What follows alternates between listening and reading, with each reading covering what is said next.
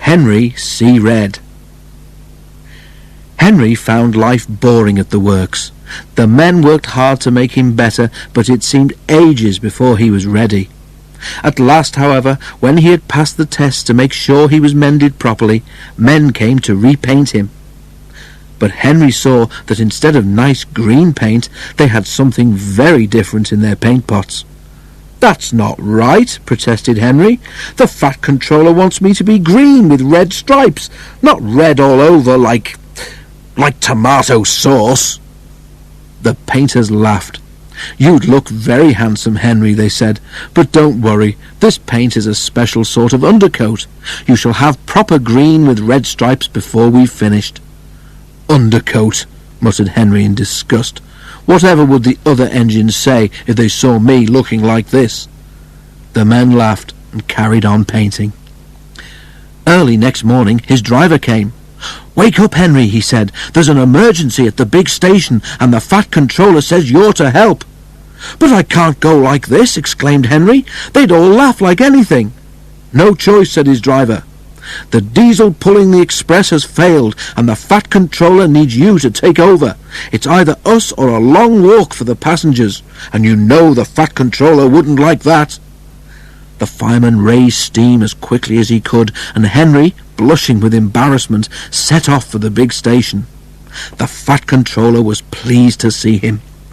"I feel so silly looking like this," complained Henry. The Fat Controller laughed. "You do look unusual, Henry," he agreed, "but you have helped me out of a very awkward situation, so don't worry about it." But Henry did worry. Soon, too soon for Henry, it was time to start. The express was heavy, and Henry felt the drag of the coaches. "We'll need help on Gordon's Hill today," remarked his driver. But they were in trouble earlier than that. As they approached Edward Station, the brakes went wrong on the last coach of the train, and they had to stop and uncouple it. To make matters worse, Donald, who should have been there to help, had been called away. Henry had to push the coach into a siding himself, and, without Donald, there was no one to help him on the hill. "Never mind," comforted his driver. "You can do it. You're an enterprising engine, remember." Henry snorted. He didn't feel very enterprising just then. The men at the works had mended Henry well. His driver gave him as good a start as he could. It was hard going, but now Henry felt fired with determination. "Let them laugh at my red paint," he snorted. "I'll show them." Slowly he struggled upwards. "I can do it! I can do it! I can do it!" he panted.